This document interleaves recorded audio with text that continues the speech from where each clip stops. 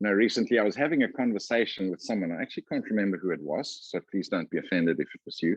And I was saying how kind of hard it is to get into games when you're in a country that plays major sports that you've not been involved in and not participating in. Because there's a difference in the sports I played as a young man and as a high school kid and so on, and ones I didn't play. I played soccer, cricket, and rugby. I also played some tennis and rode a bicycle, and I even played field hockey a few times. But here in Canada, people play baseball and football, obviously, hockey, which I would call ice hockey, and of course, curling, which I cannot say that I know much about. Now, I have learned to watch some of these games, especially baseball and football, and in fact, hockey. And I've got to know some of the rules and to sort of have a sense sometimes of the strategies that are being played and so on. But the truth is, I don't know them the way that I know the games that I played. Even when I watch a rugby game or a cricket game, the way I watch it is different. Because with games, to know them, you have to play them, you have to do it. So it's not just information. So watching is not adequate. It's not the same. It doesn't lead to adequate knowledge. So that what I'm saying here is that having information, I can read as much as I want, I can watch as much as I want, but having that information and actually knowing is not always the same thing. Sometimes you have to do something as well as know the information. And last week, we began this series that we've entitled One Sacred World. And it's a little bit of a different series because we are looking at, in a sense, the underlying assumptions of the biblical writers and their assumption about how life is and how the world works. Because as we read today, we're trying to be transformed in our minds. We actually have to change our mindsets. We have to see things differently. Because we talked about this last week, that we sit in a situation where for lots of us, there's a separation between the secular and the spiritual. And we said that that is a false separation. Because we live in one world. This is what we talked about last week. And we looked at the life of Joseph and we saw that basically the events of his everyday life were the essence of his spiritual life. God was working in all the grind of every day, and he didn't always have it easy. So God was in the everyday events, and they were being used to form all the different players according to his good purpose. And so today we're building on this a little bit further, and we want to start with the idea of sort of knowing and of knowledge. And apparently, and I don't doubt this, we live in what now is called the information age. That is that we know lots about many things. And thanks to the discoveries that are being made and all the research that's being done and the developments in science and technology and so on, our knowledge is growing exponentially. So there's a digital magazine, it may have a print copy as well, called CIO, that stands for Chief Information Officer, which is now a big important job at the top of an organization. So this is for them. They wrote this, that up until 1900, human knowledge doubled approximately every century, every 100 years. But by 1945, it was doubling every 25 years. By 1982, it was doubling roughly every year. And experts estimate that in 2020, human knowledge is doubling every 12 hours. From a century to a quarter century to 1 year to half a day. That is mind-boggling how fast we are discovering stuff today. And in fact, because of this change in how fast we were learning stuff, about 50 years ago, a person called Fritz Mackler, who was president of the International Economic Association, and I don't know much about that, but he introduced a concept of information half-life. And what he meant, and this has become an important issue in much theorizing and so on, is that the amount of, he looks at it and says, what is the amount of time it takes before half the knowledge or the facts that we have in a particular area are either made obsolete or superseded by new facts? So that how fast is information changing? Now that obviously is also changing all the time. And what we live in now is just this deluge of information. And humans are really only kind of sort of coping with it, with this tsunami that we have of information, because we use technology and fancy algorithms to sort of sort it and bring up for us the stuff we specifically need and so on, so that we're not wading through a whole lot of irrelevant stuff. Because, you know, when there's 40 million songs on the Apple iTunes app, can you imagine trying to find something through 40 million? But of course, there are all kinds of ways to simplify that down so that you can find what you're looking for. But you're thinking, well, but what does this have to do with faith and the Bible, with us? Like, how does this influence our spiritual lives? And the thing is that something changed with the arrival of this scientific age, this age of information. And in particular, the focus became how things worked. Like, what do they do? But prior to the scientific age, in the medieval period and going back to the church fathers, people actually were less interested in how things work. They didn't mind knowing that. But the thing they really wanted to know is, what was the thing for? What was its purpose? Like, why does this thing exist? And that difference between what we ask now and then is the difference between answering the question how and answering the question why. So we now are very focused on the how. And in fact, the why has become somewhat less of an issue. But for people prior to the scientific age, the real thing they wanted to know is how does this thing point to the Creator? How does it reveal something about him? How does it show his glory? And they basically felt that until you sort of knew that question, could answer that question, you really did not know a thing. That knowing how it worked was fine, but the real thing was, where did it fit in revealing the glory of God? Psalm 19 is one of the passages that kind of brings this out. Verses 1 to 4. The heavens declare the glory of God, and the sky above proclaims his handiwork.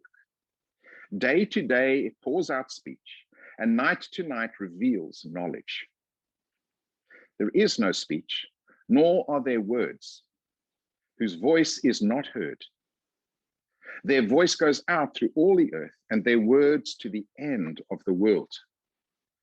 And so what it's saying is that although creation literally is silent, it is nonetheless, and in fact, very loudly proclaiming the glory of God. And prior to the scientific age, we basically, the mindset was that until we could hear that, we really didn't understand a thing at all. So no matter how much we read about it and watched it, if we could not figure out where it fitted into proclaiming God's glory, we fundamentally did not understand it. And the information age has changed what we mean when we say we understand something. And let's be honest, that largely how a particular thing declares the glory of God is really considered a trivial issue. I mean, that's really for superstitious people. Now, the essence of the thing is what science reveals about what it's made of and how it works. And this change has reduced what was considered spiritual, and in fact has expanded what we consider secular, that is outside of the spiritual. Whereas under the mindset of saying, well, everything declares the glory of God, so to understand, I need to know what that means, is pretty much to make everything spiritual. But when you say, well, that doesn't really matter, what really matters is what it's made of, its chemical composition and its properties and what it does and so on. Well, then we've just cut out a whole lot of stuff and we say, well, that's got nothing to do with God.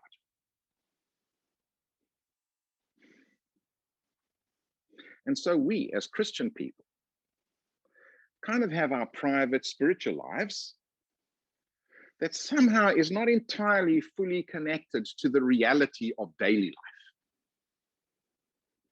So we know and we feel that when we're praying or reading the Bible or we're at a church event or whatever, we're being spiritual. But when we're running errands and dropping our kids and getting our work done and paying bills and eating dinner and cooking and all those things, just living our normal lives, well, then we're not being spiritual. That's just normal life. That's just the things of this world. Now you kind of are hearing already, you say, wow, I know as a Christian that doesn't sound right. But it's common for us as Christians to almost believe that daily life, all these things we do, is a distraction from God. It kind of hinders our walk with God. You know, for some of us, we may actually consider some of that stuff kind of neutral. But actually, for many, it feels like it's a hindrance. But in both cases, it's not asking the question. It's not considering them part of God's work in my life and something that's declaring his glory. And it's this we're going to talk about today. I'm going to ask the question, is it possible that life itself is worship? Let's talk about life as worship.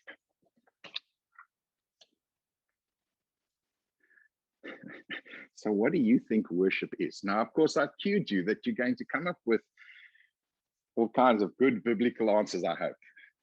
But in the service, for example, when we say, okay, let's worship together, we pretty much know we're going to stand up and sing.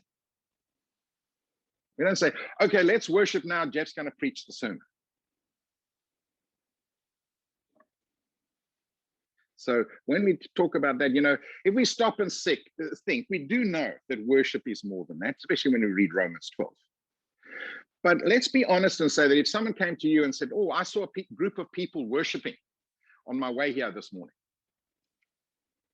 what would come to mind is a group of people maybe standing around singing with their eyes closed and their hands raised or something like that. That's what we would think in our heads. What most certainly does not jump to mind is that I see, oh, you say, oh, I saw a group of people worshiping, and I think of a group of people working in a vegetable garden or washing their cars or a bunch of people out shopping for groceries. I would not think that if you said this group of people was worshiping. Because deep down, to a certain level, we think, well, those are not really spiritual activities at all, are they? And if I was to push and suggest that these are, in fact, spiritual, worshipful activities in themselves, you may sort of accept that in some circumstances, it's possible to make those things into something that's spiritual by perhaps singing a worship song while I'm working in the garden, or thinking of my Bible memory verse while I'm washing my car. So that I make something spiritual if I bring something spiritual into a non-spiritual activity. So I add something to a non-spiritual, in my mind, non-spiritual activity. And to a certain extent, I'm sort of working there. The mindset that goes behind it is that when I'm washing my car, I'm doing something that God is not involved in and is not interested in. I mean, truthfully, does God care less whether I choose Garnier shampoo or Tresemme? It's irrelevant. I'll just take whichever one I want. Let's look at the passage we read today. It does begin by exhorting us to present ourselves as living sacrifices. And it says that when we do that, that is our spiritual worship. Now, for the sake of brevity, we did skip a few verses in between that talked about how we should be careful about how we consider who we are and how we're doing. We've got to bring sober judgment to our own lives and thinking about ourselves. And then a bit about living out our giftings and that we're not all the same, but that each one of us should be generous and joyful as we work in our giftings. But actually from verse 9, where we picked up after verse 2, we come to a list of do's and don'ts. So if I just highlight some, so basically taking verbatim what's in the verses 9 to 21, but just sort of leaving out peripheral stuff. Let's highlight a few of the things it says. It says, love one another with brotherly affection. Outdo one another in showing honor. Serve the Lord. Contribute to the needs of the saints. Show hospitality. Bless those who persecute you. Live in harmony with one another. Do not be haughty, but associate with people who are lowly. Don't be wise in your own eyes. Don't repay evil for evil. Give thought to do what is honorable. And if possible, as far as it depends on you, live peaceably with all. And that's just a selection of what's in there. Now you have to keep in mind here that Paul is elaborating what it means to be living sacrifices and to be offering spiritual worship. And yet in this whole list, there's nothing about singing. And in fact, if you look at the list, and it's longer than the one I put out, it's really a very practical list of actions and attitudes. It kind of fleshes out what he wrote to the church in Colossians 3:17. Whatever you do, in word or deed, do everything in the name of the Lord Jesus, giving thanks to God the Father through him. Well, then how do we choose shampoo in the name of Jesus?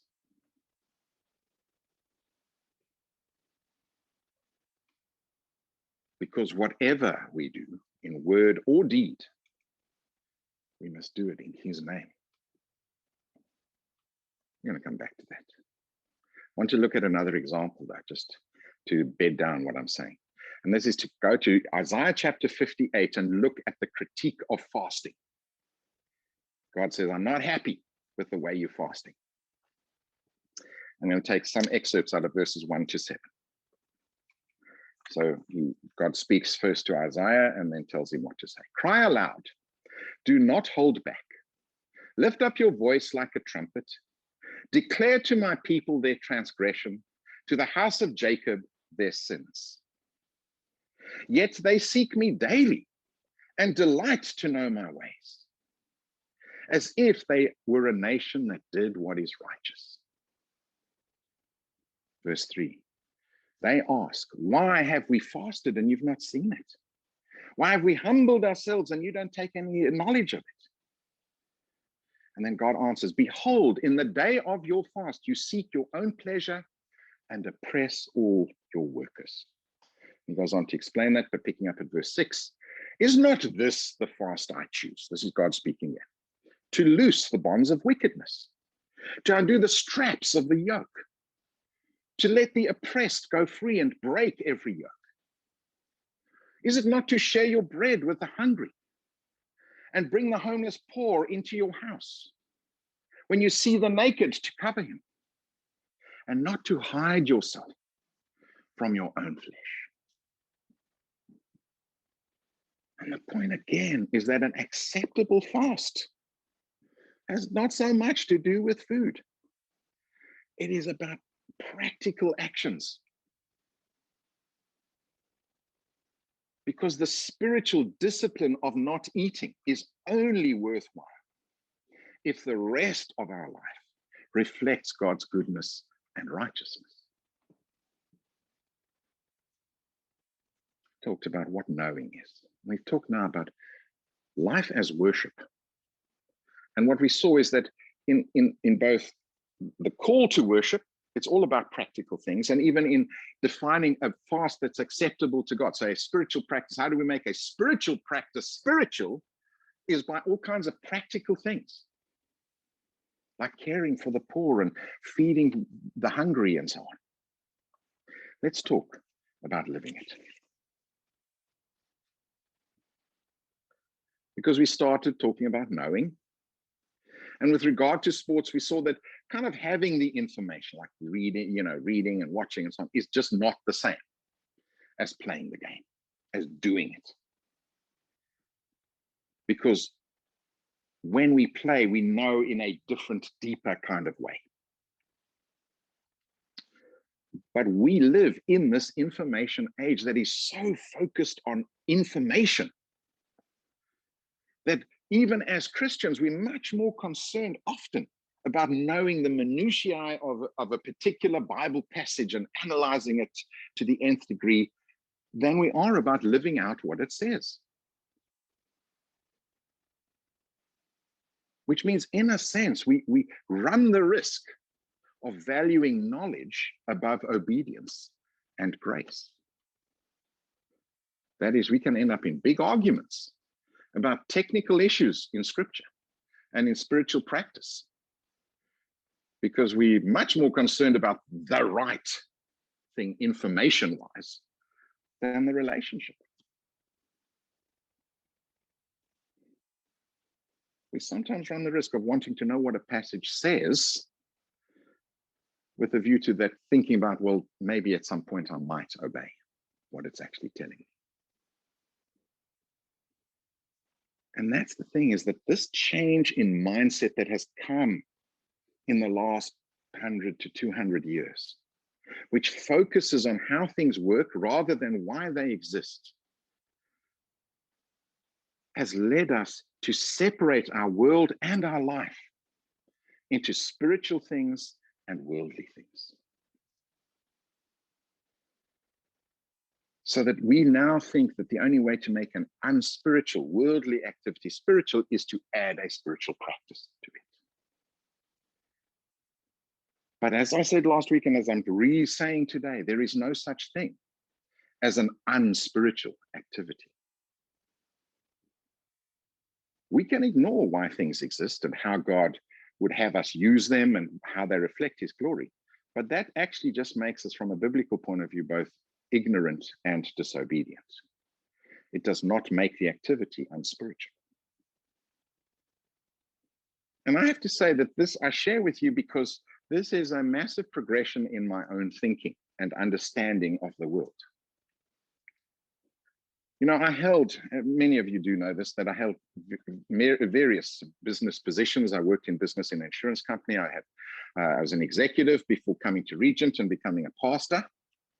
And you know, all the years that I worked in business, I'm talking, even talking to Christian people and pastors and so on, the only justification I was ever given for having a secular job was that I was there to share the gospel, to evangelize. The only thing that made my job worthwhile is that it created an opportunity to speak to people who didn't know Jesus. So that the work itself was irrelevant. That was just a thing to create this opportunity. And the truth is, only after I actually came here and studied theology and had time to read and to ponder that I realized that the work itself is a spiritual activity. And the reason is that any work or action is spiritual because it either contributes to or diminishes human flourishing and the flourishing of creation. Because that's why we were created and that's why the world exists. So it either brings God glory and acknowledges God's glory, or it doesn't. And either way, that's a spiritual issue. So that for me, working in the insurance industry is spiritual because of itself. It gives people peace of mind about the calamities that can come in living in this world. Car accidents, theft, I don't have to worry so much because I'm insured. Working as a researcher is spiritual because this knowledge that I am contributing to helps to make life better in the world, helps to improve. Working as a lawyer is spiritual because living in a society where there's law and order is a blessing. And so in every case, even shopping is spiritual because it means that I have food for myself and my family. It means I have clothes. We have beds to sleep in and medicines and computers and all of our, obviously that's a long list, your shopping list. But the point is all of these things in themselves contribute to human flourishing. And therefore we can do anything and everything in the name of Christ to the glory of God. Coming back to the shampoo. Does God care what shampoo I buy? Yes. Because as I am buying the shampoo, I have to consider various things. The cost. Am I spending the right amount? Am I spending too much because it's an affluent luxury? Or am I spending too little because the one I want to buy is made by people who are not paid fairly? Or where environmental issues have been ignored by the company that produces it? I mean, how was it developed? Was it tested on animals? Were the animals well treated while these tests were being done? You know, how was it produced? Were the workers fairly paid? Was the environment given thought? How was it transported? How does the shop I'm buying it from treat its workers and care about the world and so on?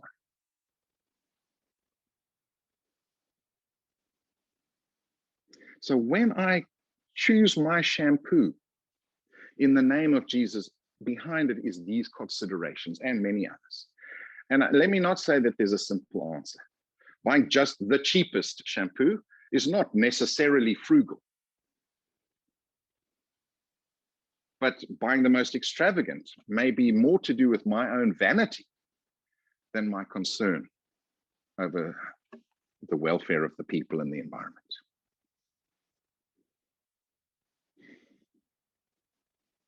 And of course, we know that, you know, this is not possible to know all of this about everything we buy because for many products, we don't have all the info.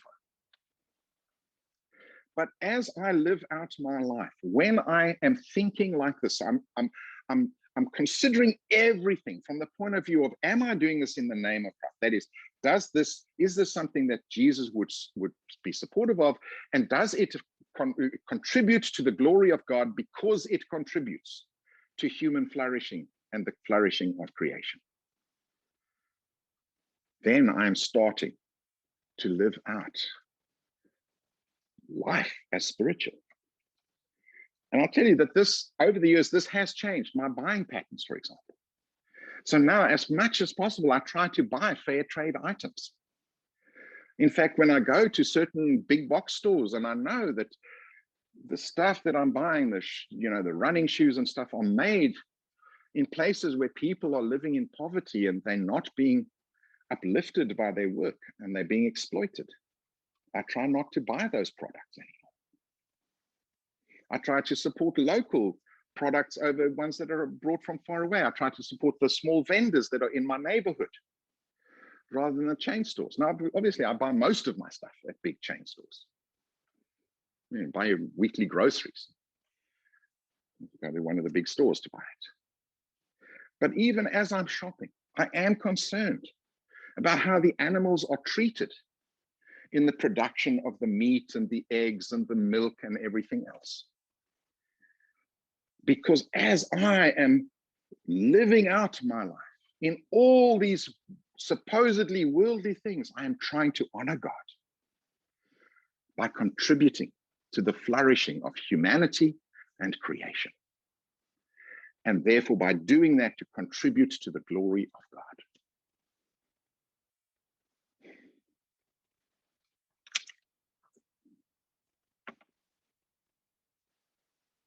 That's all I have to say. I'm going to come to a time of prayer.